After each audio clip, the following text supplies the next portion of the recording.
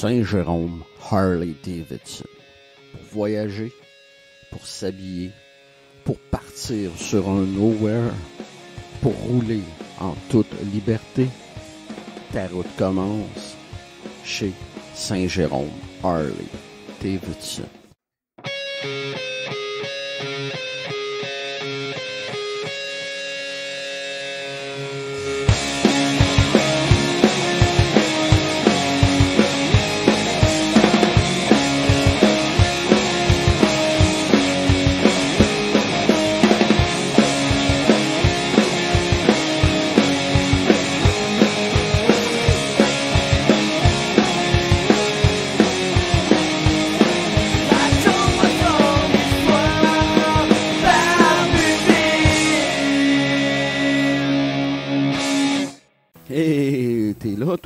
Bienvenue dans la Josette du Barbu, épisode 396. Le ciel est bleu, le soleil est scintillant, c'est froid, mais c'est encore une belle journée de fin d'automne.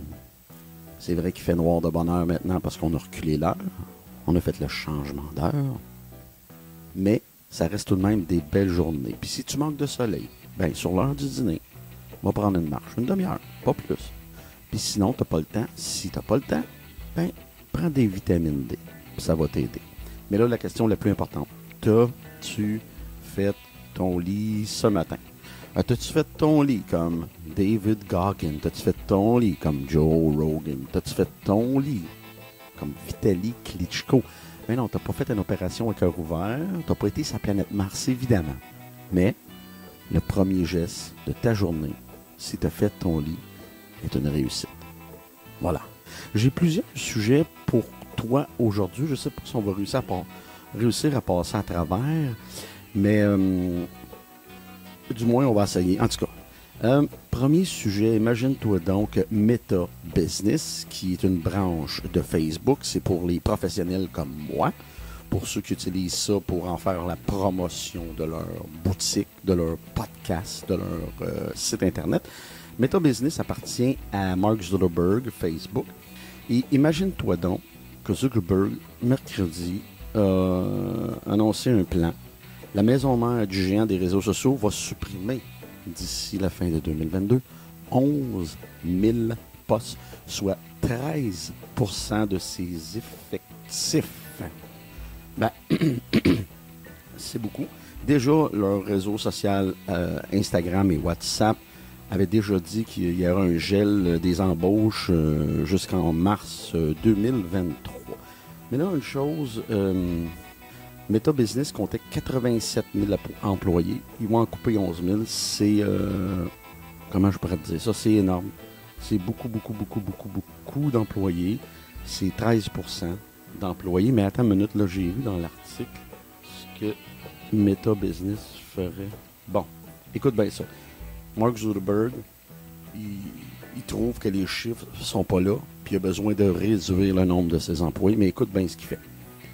Les employés licenciés recevront 16 semaines de salaire, ce qui n'est pas rien, et 2 semaines supplémentaires de salaire pour chaque année de service. L'entreprise couvrira leur assurance santé pendant 6 mois. Puis il s'engage également à aider les employés non américains dans leurs démarches liées à leur visa de travail. Fait que tu comprends que Mark Zuckerberg fait les choses comme du monde. Tu sais, on en parle souvent comme la gauche québécoise parle souvent de Mark Zuckerberg comme un monstre, comme le démon. Tu sais, il parle de Zuckerberg comme il parle d'Elon Musk. Bon. Parce que ce gars, c'est un milliardaire. Il a réussi dans la vie. Il a créé Facebook. C'est pas rien. Puis aujourd'hui, il en récolte les fruits. Mais la gauche québécoise, elle aime ça, dire que vu que c'est un milliardaire, c'est un pourri, mais tel n'est pas le cas. C'est pas parce que tu as fait de l'argent dans la vie que nécessairement tu ne le mérites pas. Et voilà. Ben, c'est pour ça que la gauche me tape ses nerfs. La gauche dit souvent qu'eux sont pour le peuple, pour l'humain. Ils ont toujours des belles intentions, puis ils blanchissent plus blanc que blanc. Mais la vérité, c'est qu'ils sont pas mieux que personne.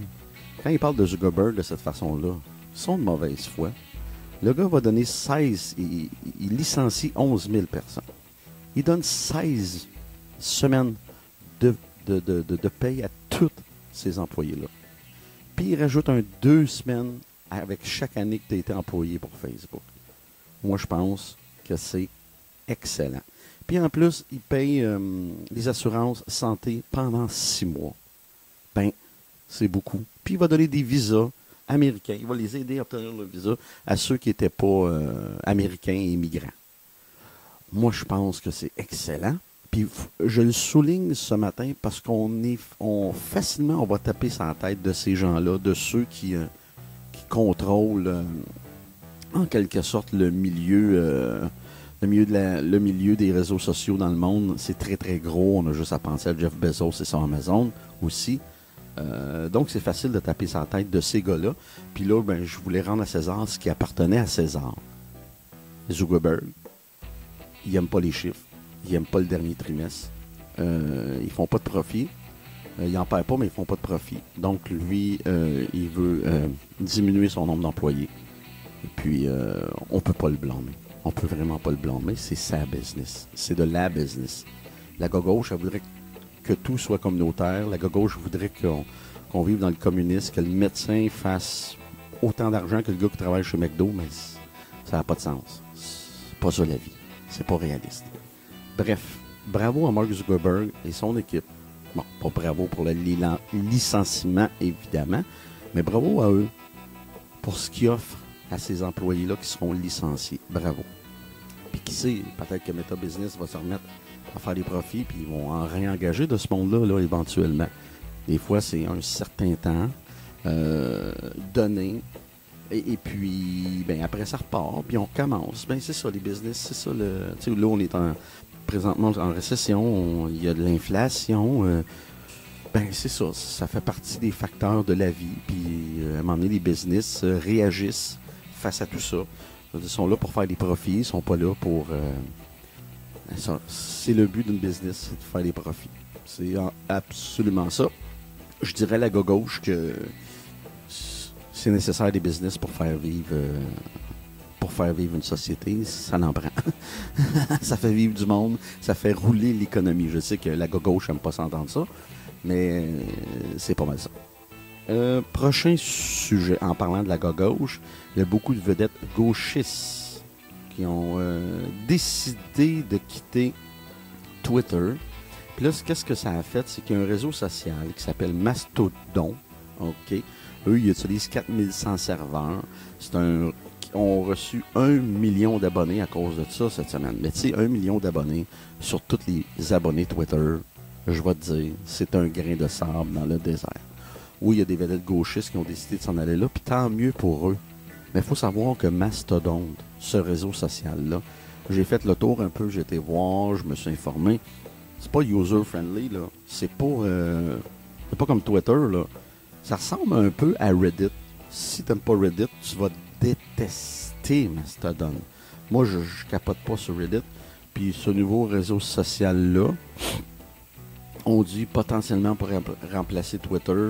Je pense que c'est une farce. La presse en fait un gros titre, mais la presse, des fois, a tendance à exagérer. Là. Je veux dire, des fois, ils font un peu comme le Journal de Montréal. Mais bref, Mastodon, lui, le réseau social est bien content, puis il se dit une alternative intelligente et un safe space par rapport à Twitter. Fait que c'est sûr que les gens qui ont Mastodon, ils vont miser là-dessus. Là, ils savent là, que ça va être beaucoup des gauchistes, des granolas. Ça va être beaucoup ce genre de personnes-là qui va s'en venir vers Mastodon. Fait qu'ils vont mettre de l'avant ce qu'ils vont mettre de l'avant. C'est une business aussi, Mastodon, comme Twitter, comme Facebook. Puis là, ben, ils vont chercher des gens. Fait qu'ils vont miser sur ce que ces gens-là aiment. Mais là, il faut savoir qu'il y a 4100 serveurs. Quand tu postes un commentaire, puis tu mets des hashtags, c'est pas tout le monde qui va le voir, là. Ben non. Mastodon, c'est même un certain serveur va le voir, là. Il y a 4100 serveurs. Tu comprends-tu? Ça veut dire que c'est comme s'il y a 4100 petits forums de discussion. C'est très, très, très, très complexe, Mastodon. C'est difficile à utiliser. Moi, Je suis à tous les jours sur les réseaux sociaux. J'utilise mon ordinateur à tous les jours. Je vogue, je vague sur le web à tous les jours. Puis je vais dire que Mastodon, c'est pas le fun à utiliser. Ça ressemble un peu, je me répète, ça ressemble un peu à Reddit. Ceci étant dit, ben tant mieux, je veux dire, dans le sens que là, ils ont atteint le 1 million d'utilisateurs mensuels, OK?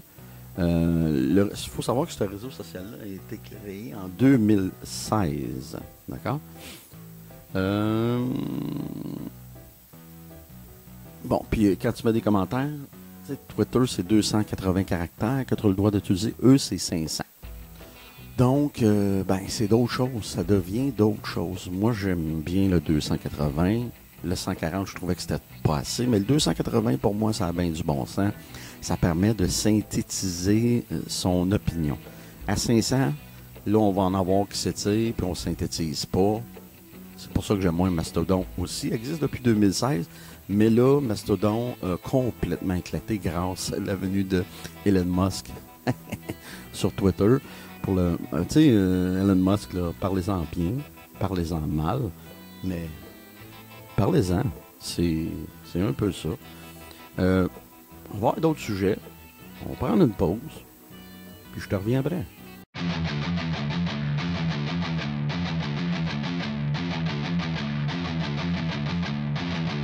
Barbu de Ville! Ben oui, la grosse barbe qui raconte des histoires. De retour dans la Josette du Barbu, épisode 396, tu viens d'entendre un magnifique jingle de Crooked Mind, offert généreusement et gentiment. Et puis, ce 30 secondes-là, dans le milieu de l'épisode, peut être à toi. Tu peux en faire ce que tu veux. Je te fais une annonce particulière, exclusive pour toi. Tu as juste à m'appeler 450-569-6861 ou mon email barbudeville@gmail.com. Tu fais ce que tu veux avec ce 30 secondes-là. Si tu payes, il t'appartient. Ça peut être une publicité pour ta PME, publicité pour une boutique. Tu cherches des employés, tu veux vendre des maisons. Ça peut être n'importe quoi. Tu vends ton bicycle à gaz, ben tu peux mettre des annonces sur mon podcast. Puis ça va me faire plaisir. C'est un beau 30 secondes dans le milieu du podcast. C'est un 30 secondes payant. Moi, je te le dis, foi du Barbu de Ville. Prochain sujet. Ben oui, je vais te parler de One Bite avec David Deporney. One Bite, Barstool. One Bite, Everybody Knows the Rule.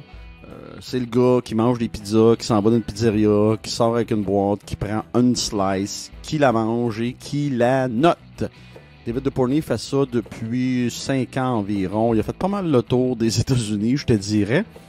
Puis là, le dernier épisode, je veux t'en parler parce que ça se passait dans le New Jersey avec un gars super sympathique, un gars qui est un Italien d'origine qui est arrivé ici il y a 5 ans, puis qui a ouvert sa pizzeria. Puis super sympathique. Il fait goûter une napolitaine à Deporney, mais il faut savoir une chose, Deporney, c'est pas sa préférée, puis il le dit, là, tu sais, il est bien honnête. La place, c'est Bueno Cores Brick Oven Pizza à Alledon, dans le New Jersey. Le gars, il est super sympathique.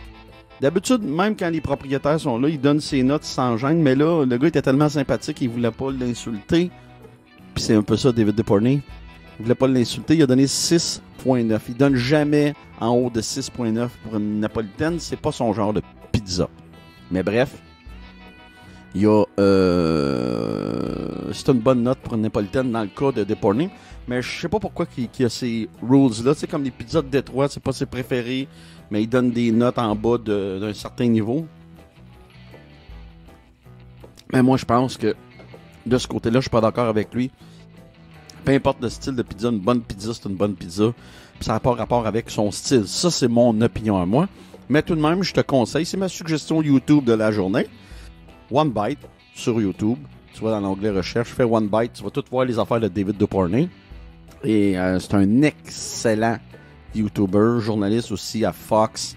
Il suit les activités de la NCAA au football. Puis Tu vas bien aimer ça. C'est du feel-good, là, story. Ça dure à peu près 5 à 6 minutes à toutes les fois. Il y en a un par jour, ou en tout cas 5-6 par semaine sur 7 jours. Moi, je l'aime beaucoup, beaucoup. J'adore ça. Je l'écoute à tous les jours. Je me suis même abonné, donc je reçois des notifications. Je sais que je t'en ai déjà parlé, mais je t'en reparle parce que j'aime ça. Puis j'aime ça faire découvrir au monde, tu sais, des choses que moi j'aime puis que je pense que les gens vont apprécier. Fait que c'est pour ça que je te reparlais de One Bite. Everybody knows the rule. Et voilà. Autre sujet. Hey, imagine-toi donc à TVA, c'est le retour. Oui, mesdames et messieurs, personne n'a demandé, mais c'est le retour de l'heure JMP, comme dans le temps à TQS. Mais là, on est en 2022. Est-ce que ça va fonctionner? Je pense qu'à l'époque, ça a été un phénomène. Qu'à l'époque, les gens ont aimé. Que t'aimes ou que t'aimes pas, ça a été un phénomène important, leur JMP. Là, il faut dire une chose. Jean-Marc Parent est rendu quoi, pas loin de 60 ans? Attends une minute, moi, te dire ça. Il y a quel âge? Avant de dire n'importe quoi, là, je vais taper sur Google. Puis il m'a dit ça. Bon, ben j'avais raison. Jean-Marc Parent a 60 ans. Là, tu reviens avec leur JMP. Bon, moi, je pense qu'en 2022, mon opinion personnelle, c'est ma petite opinion à moi, c'est dépassé. Jean-Marc, à 60 ans, il a fait son temps. Je te dis pas qu'il peut pas faire de l'humour, mais c'est moins ça. Je veux dire, si tu regardes ce qui se passe sur la scène humoristique québécoise, on est un peu ailleurs. Puis leur JMP, probablement que ça l'a mal vieilli. C'était déjà limite à l'époque, j'imagine aujourd'hui. Flashez vos lumières. On revient avec ça, flasher. On va-tu revenir avec ça? Il va-tu avoir d'autres concepts? C'est bon.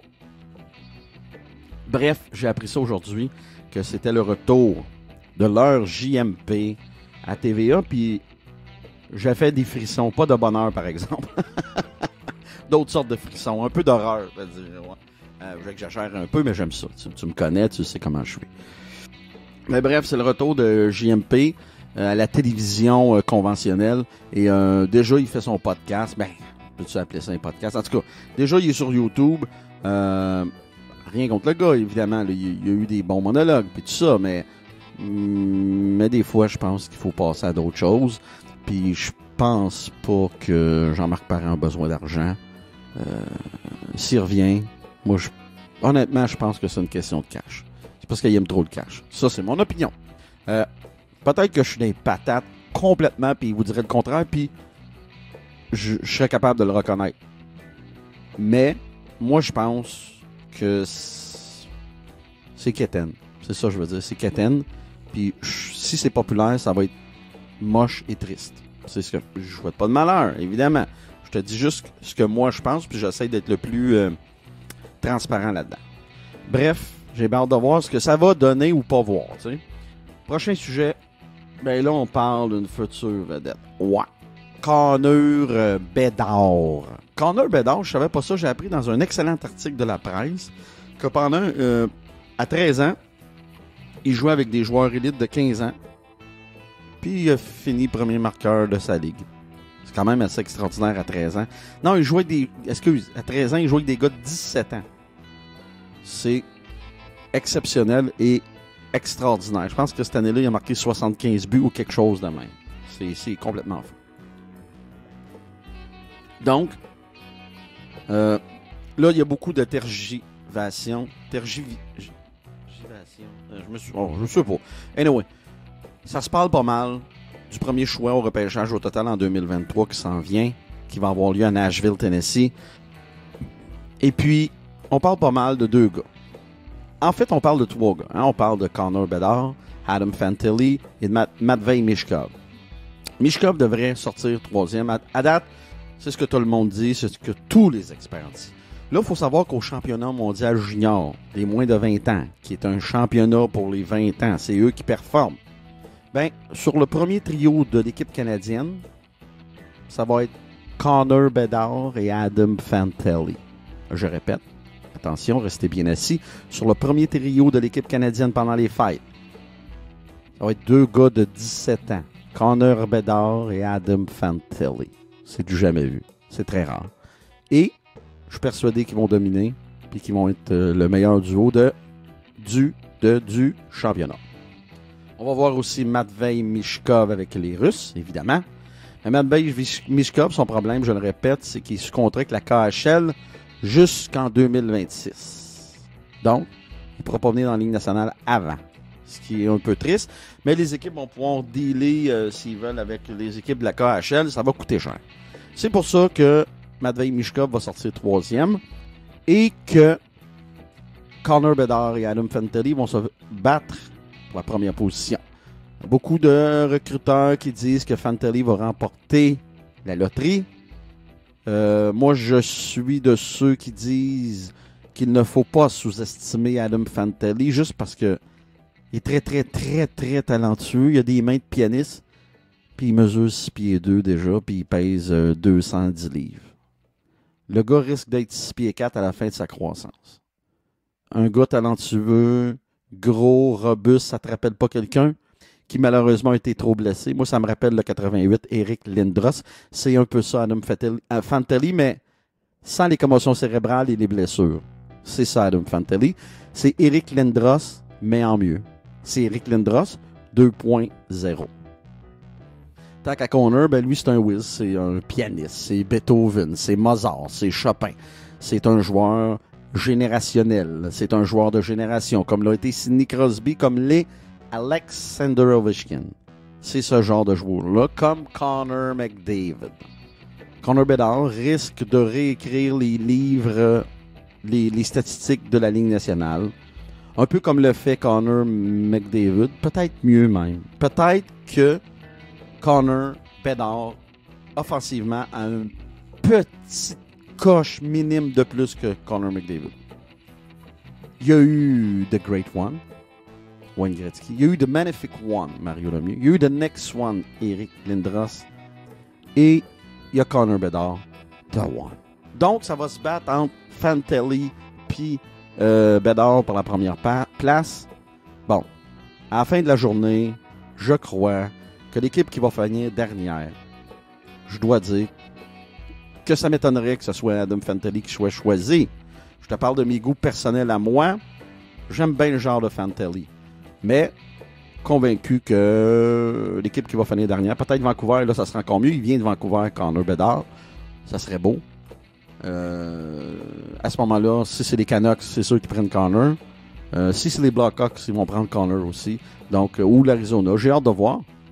Une chose est sûre, ton Canadien de Montréal, mon Canadien de Montréal, le tricolore, le bleu, blanc, rouge, les glorieux et la Sainte-Flanelle, elle, avec la victoire d'hier en shutout contre les Red Wings de Détroit, le Détroit, ben, joue pour 500. Les goalers goals à la tête, Samuel Montembeault, Jake Allen. Donc, même si le Canadien ne fera pas les séries, ils n'auront pas un des 3 premiers choix. Ils vont avoir un bon choix, mais ils n'auront pas un des 3 premiers choix parce que ils performent plus qu'on pensait. Voilà. Est-ce que tu souhaites, toi, que le Canadien joue moins bien pour aller chercher un des 3 whiz, Bedard, Fantilli, Mishkov? Est-ce que tu es de ceux-là? Je te pose la question, tu peux me répondre au barbudeville en commercial gmail.com.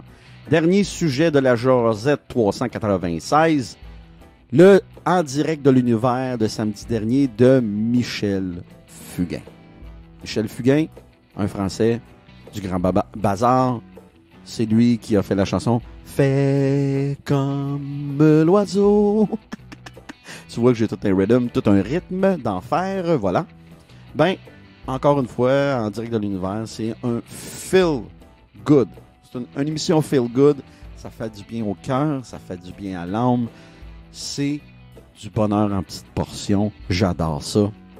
J'aime m'asseoir, écouter la musique, écouter les invités, voir les surprises, l'émotion, le bonheur. Ça peut te sembler quétaine, mais moi, cette émission-là me fait du bien. Puis je voulais souligner la présence du Français Michel Fugain. Je pensais que ça aurait été un épisode plate, mais au contraire, la musique était bonne. J'adorais la musique que lui aimait. J'aimais sa façon d'être. Humble. Simple. Il pourrait pas l'être. Ça pourrait lui avoir monté à la tête toute sa carrière. Mais non. Lui, il est là avec ses 80 ans en forme, en shape, en santé, beau bonhomme. Heureux qui comme Ulysse. Un gars qui, comme Jean Gabin, peut dire « je sais, je ne sais rien. Je sais que je ne sais rien. » Ben, c'est ça. C'est un bel exemple pour moi. J'aime penser que je vais vieillir comme ça. Que je vais rester moi-même, que je vais essayer d'être humble, J'aime penser ça. Que je vais prendre soin de moi-même pour revenir au podcast d'hier, pour mieux prendre soin des autres par la suite. Sur ce, j'ai assez jasé. J'ai fait ce podcast-là en 2 temps. Le premier avant d'aller chez mon barber le matin, puis la deuxième partie en revenant du barber. Fait que c'est de valeur qu'il n'y avait pas des photos, des vidéos. Tu aurais vu un barbu dépeigné en première partie, puis un beau barbu clean cut parfumé en deuxième partie. Pour vous, mesdames, l'étoile du jour, Ciné-Quiz. C'était la jasette du barbu, épisode 396. Stack. Elle est terminée. Il faut passer déjà à la 397 jeudi. D'ici là, je te souhaite une belle journée. Profite-en, il fait encore beau. Profite-en, va marcher. Puis, on se rejoint jeudi au Racabessic. Cet épisode est une présentation de Chef Maison. Chef Maison, le meilleur traiteur, ça arrive sud de Montréal. Peu importe ta situation familiale ou ton besoin, ben Roger, le propriétaire, a un format pour toi. T'en veux-tu des choix? Familial 5 jours, monoparental 5 jours, individuel 5 jours, format grande famille.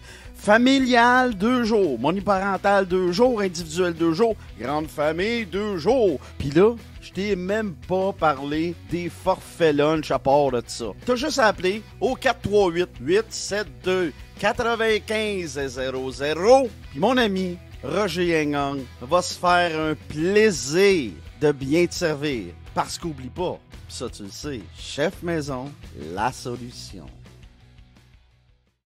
Luc Normand, CPA. C'est plus qu'un comptable, c'est un gars de terrain. C'est un représentant financier. Luc Normand CPA couvre le Québec, l'Ontario, les Maritimes.